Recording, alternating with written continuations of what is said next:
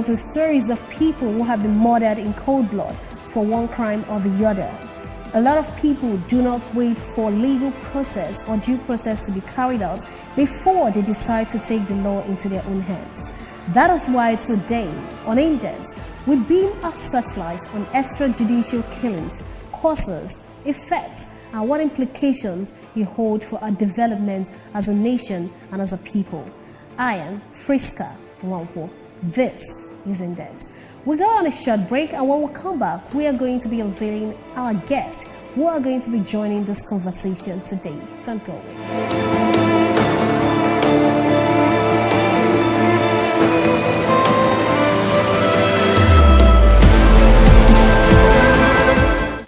Hello and welcome back to the program Indepth on ABS Television.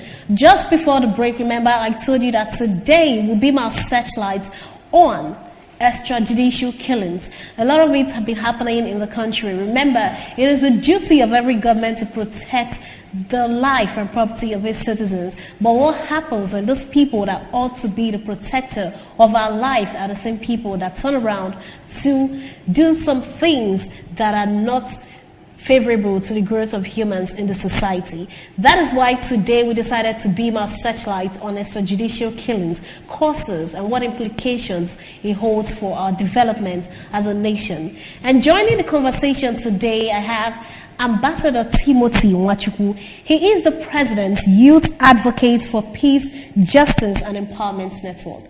Hello and welcome to the program. Thank you very much. It's a pleasure being here. Thank you. And of course, this conversation cannot be complete with the legal practitioners themselves because they have a very important stake in this matter. That is why I would like to introduce Barrister Joseph Ayanti. Hello and welcome to the program.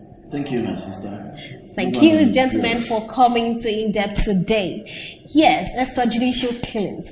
Every day, the social media, our newsfeed are buzzed with stories of people murdered in cold blood without any form of legal proceedings. That is why today we decided to talk about this extrajudicial killings. So I would like to start off with you, Barrister. When we talk about extrajudicial killings, what really comes to mind?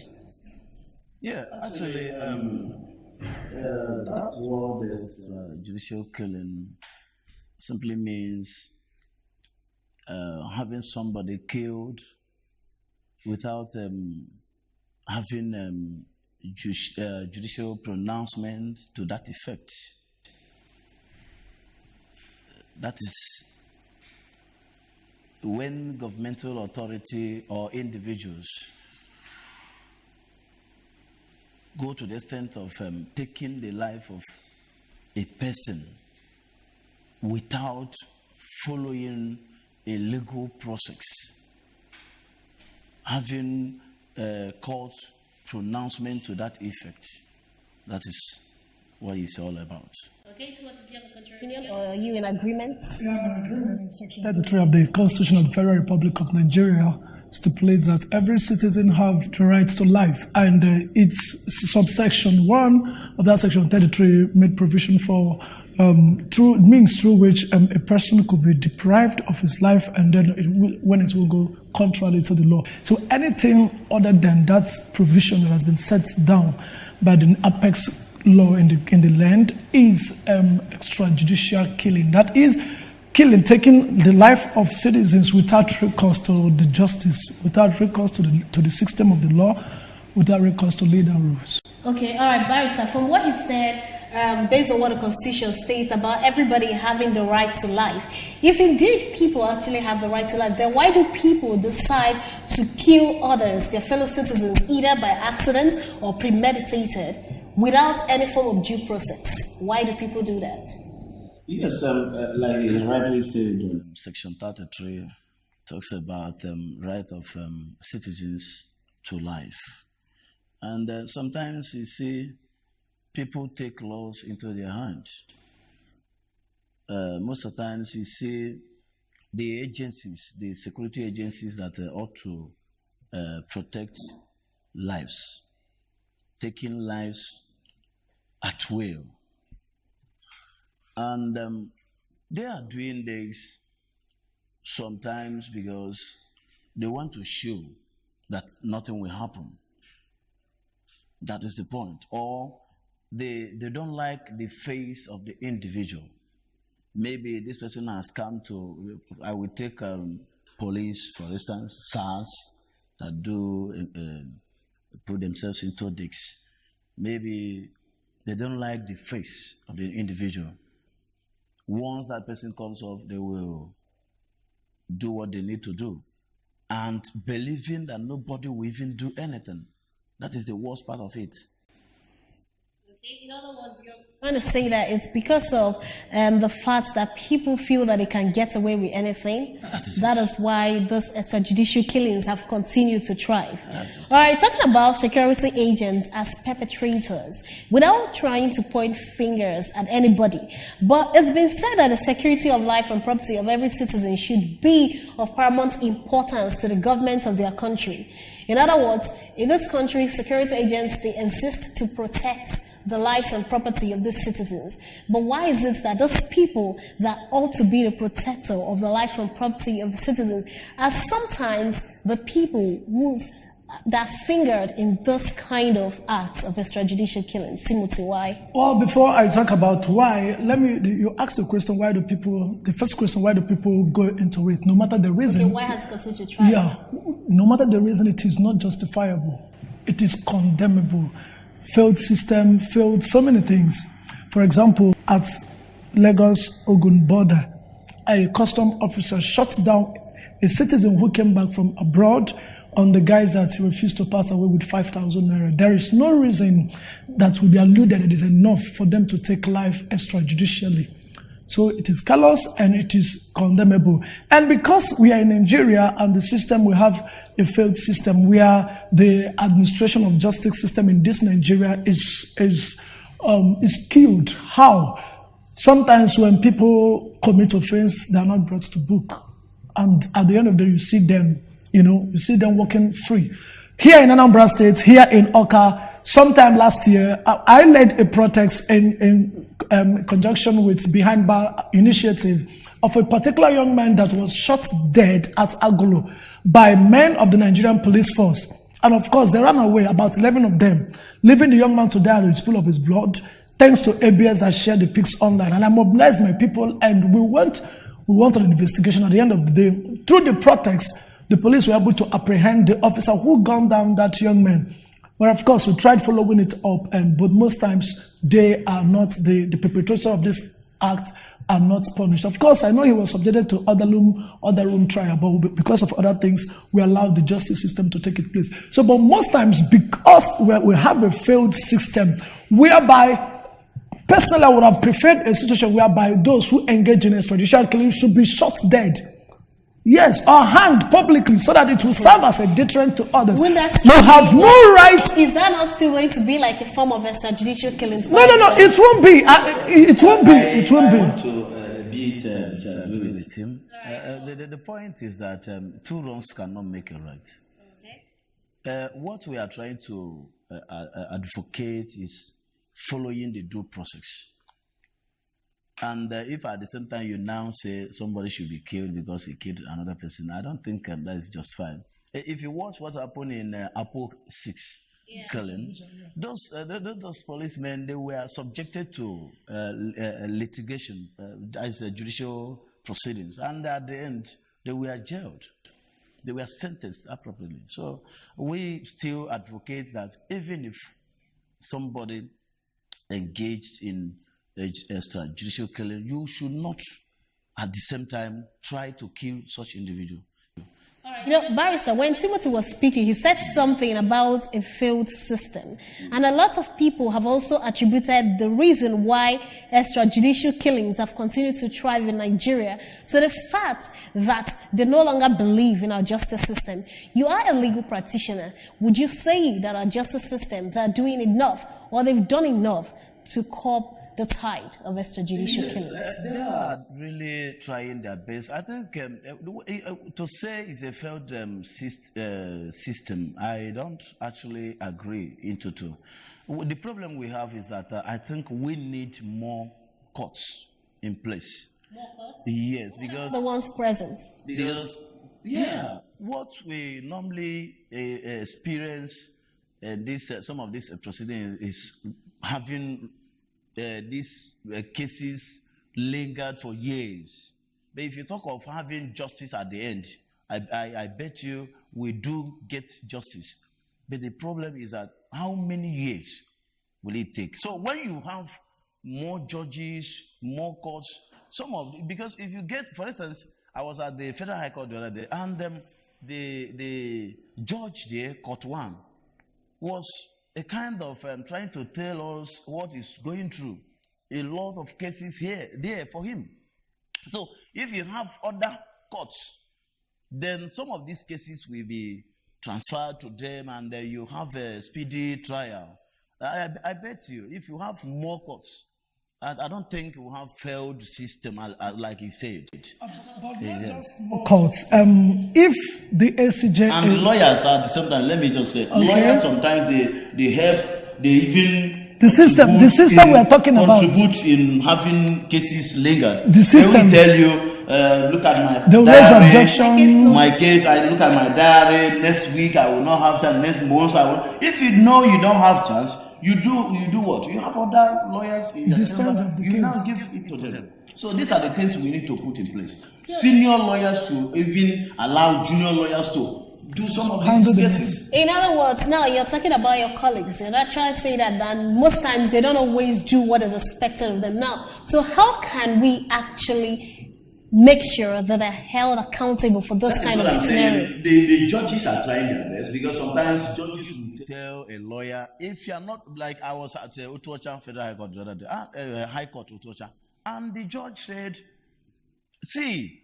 I am here for business. If you are not ready for your case, don't even come here. If I come the next day and you are not here with all the parties, I will strike the matter out. One of the judges in Anambra here. And everybody were kind of being motivated, because the story we use to get there, matter can linger for years. But the new judge now came in and said, I am here for business. If you are not ready for your matter, you better withdraw it. So this is what we expect judges to do. Tell lawyers that they must take dates, very close dates. They should not play with their matters. Okay, and Timothy, hold that thought. We have to take a short break to hear from the people out there. So let us go out, and when we come back, the program continues.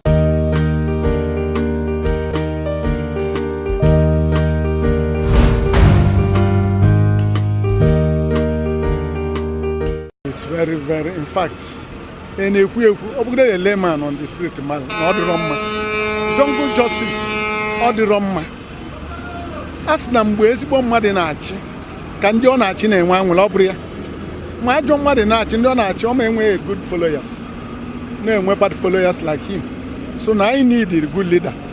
Came with jungle justice in Nigeria. Jungle justice is condemned in Tocho. There is no more government. The government cannot control the situation. Then it means that those with still patriotic ideas can organize a revolution. That is the main thing. The labor is there, the structure of organizations is there. Every each and every one of them are there to act accordingly. That is the meaning. The fact is that it will definitely lead to anarchy. Everybody would like to defend himself.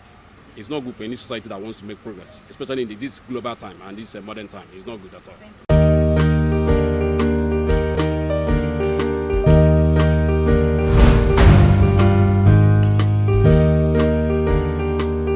Okay, you're welcome back. It is still In-Depth on ABS television.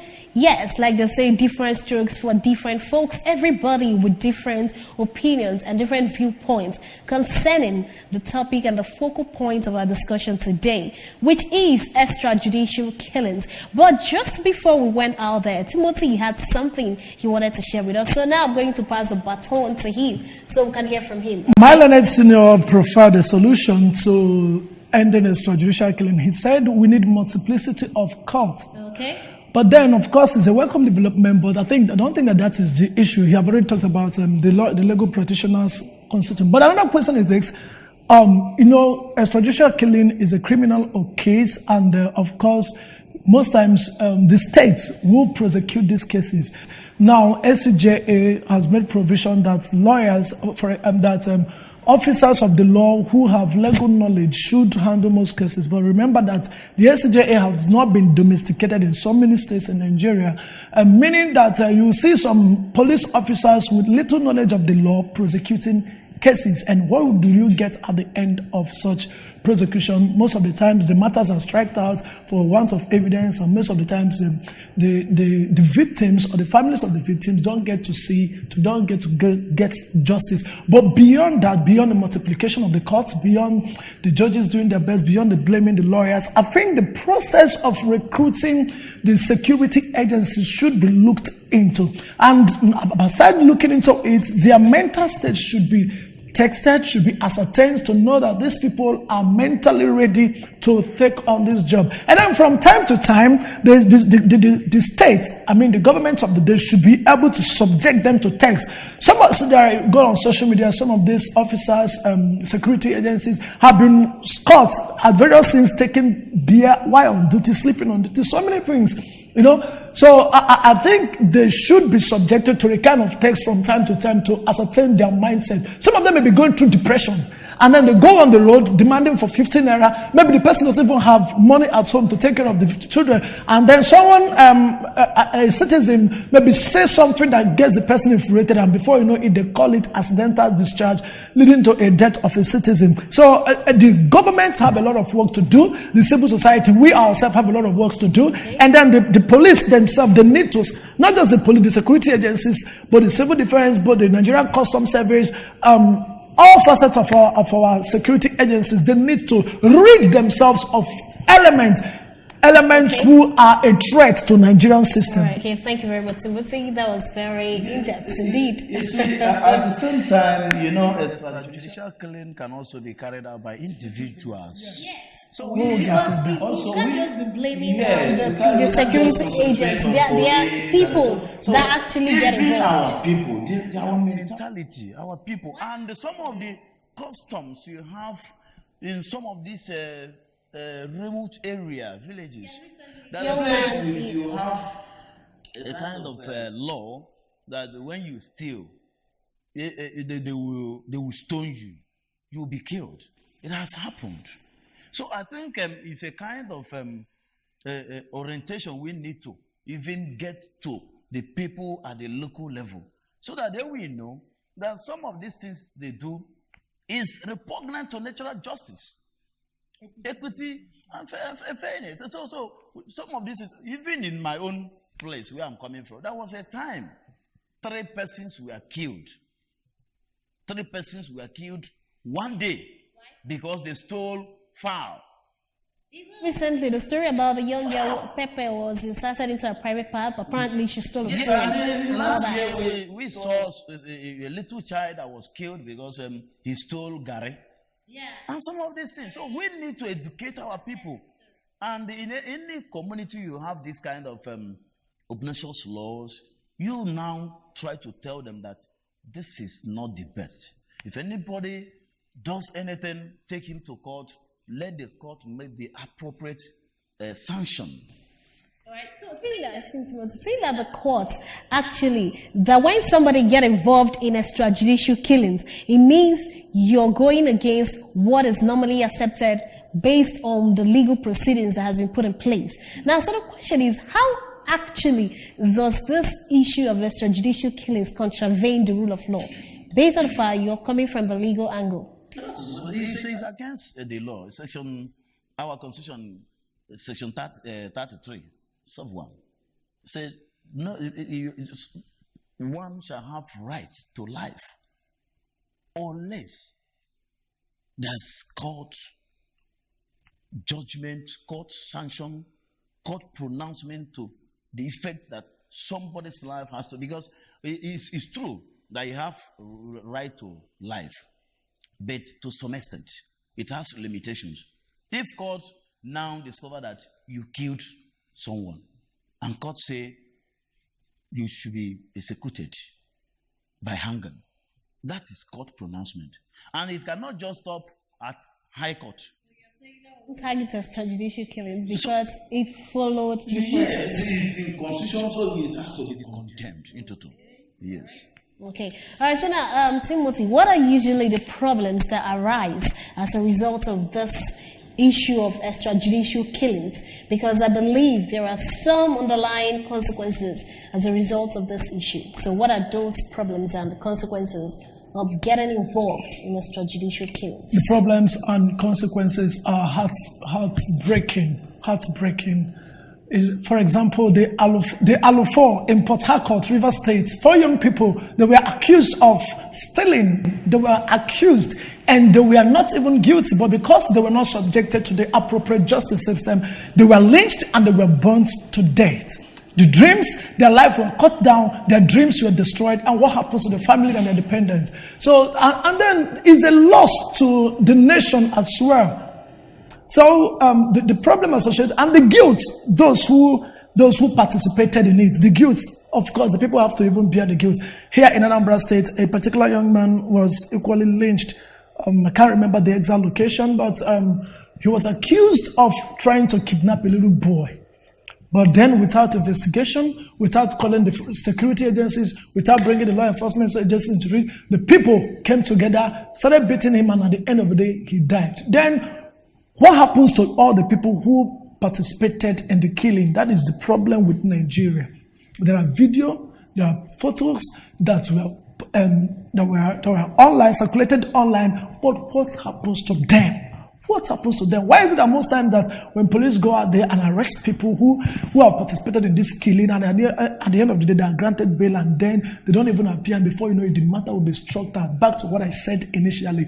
So the consequences, loss of life, loss of human capital that would have been developed, that would have been utilized by the nation.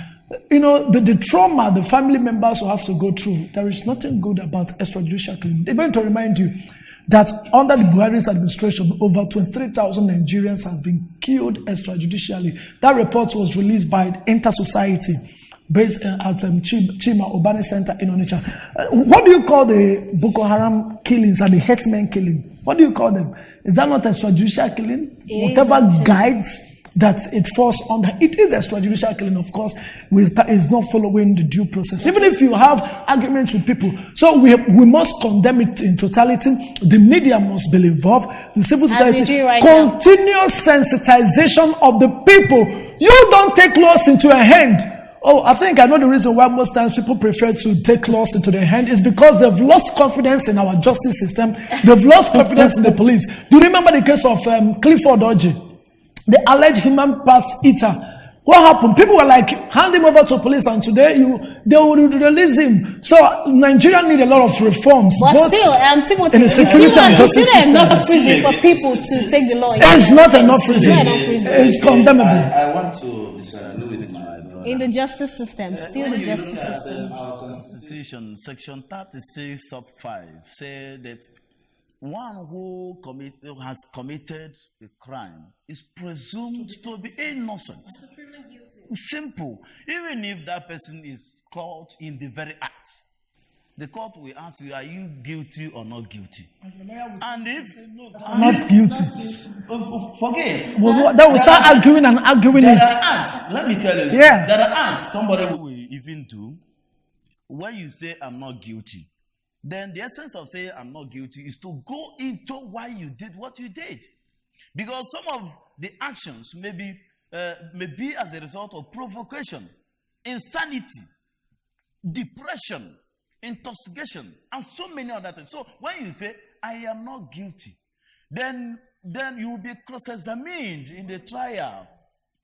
The judge will now look at, why did you do what you did? So it's not enough to say, yes, because somebody is caught killing, you are now guilty. So it has a very serious generational effect, extrajudicial killing. One is that if your brother, for instance, is killed, and people say he's a criminal, maybe at Aroma Junction, the implication is that any moment anybody sees you, that person will say, is she not the sister to that guy was, that criminal? The stigma. So, and if anybody want to come maybe for marriage, they will say, hey, The family. That lady, the brother was killed. They are not for that. So the stigma is terrible, and we must not encourage people taking laws into their hands. What punishment does the law actually prescribe for offenders, people that get involved in extrajudicial killings? The level of your involvement in the act. In the Apo 6, some of the 2 of the policemen, they were 7. 2 of them were sentenced to death. Others were discharged and given some other lesser punishment. So it depends on your involvement. The law is very clear. You can be sure that death sentence. If it is manslaughter, the law prescribes maybe how many years life imprisonment and all those things. So you need to go through legal process. Don't just kill somebody because that person has killed. No. That is the point. So the law is very clear about it. We have capital offense. We have other lesser offenses. So if the court at the end of the trial now finds out why you did what you did, maybe as insanity or whatever, there are some areas the court will now look at and say, let's give you lesser something because you actually did this out of this, as a result of this. All right, thank you very much, Barrister. And Timothy, briefly, just tell us what your advice to people out there concerning getting involved in extrajudicial killings. Briefly, please. Please, my advice to Nigerians is do not take laws into your hand, no matter the spate of provocation. And then you stay out of trouble. Citizens stay out of trouble. Whatever that will make the public think that that you've merited anything that would make people to come after you. Number one, stay out of trouble, and then the public should be patient with people. You are in the market, somebody say, tip. Some people will not ask questions. If I was in Abuja, in Wusa to be particular, and these armed robbers, they have a clique. What they usually do is that if they see you entering vehicle, they will ask you, come, why did you remove from this person's pocket? Before you say, what are you talking about? They will start slapping you, and there are numbers, they will start beating the person. Now, the majority of passerbys will think that the person that beating, and why they're beating the person, they're robbing the person. And at the end of the day, the person becomes a victim. So people should hesitate. People should not be in a haste to start beating, carry out. There are telephone numbers of security agencies around you.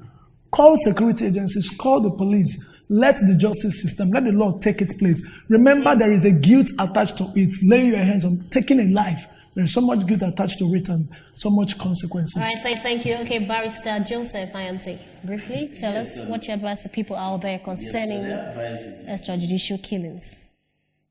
No, that morally, even morally speaking, it's not good to kill. The Bible is against it. Our ground norms, which is the 1999 Constitution, is against it. So you don't take life. Don't take life. If anybody does anything you feel is not good, go to court and seek for redress. Don't just go into having your hand stained in the process of maybe trying to revenge or do anything so that people will see you as a hero. No. Stay away from trouble. But if trouble comes to you, try and see how you can manage it. Of course, that is why lawyers are there. You can consult them. Like you. Don't get mad. Get a lawyer. So that they will take care of it. Yeah. Okay, all right. Thank you, Barrister Joseph Ayanti, for coming on the program today. Thank you. Okay, and of course, Ambassador Timothy Nwachukwu, President, Youth Advocate for Peace, Justice, and Empowerment Network. Thank you for coming on the program. Thank you very much. Well, you've heard it. Remember, the laws were made to govern the conduct of people in the society. Without law, there will be anarchy. So, do not take the law into your own hands. If you catch somebody involved in a crime, report it to the appropriate authority. Every human life is priceless and precious. And remember, everybody is presumed innocent until proven guilty by the court of law. Till next time on Indepth on EBS Television, I am Priska.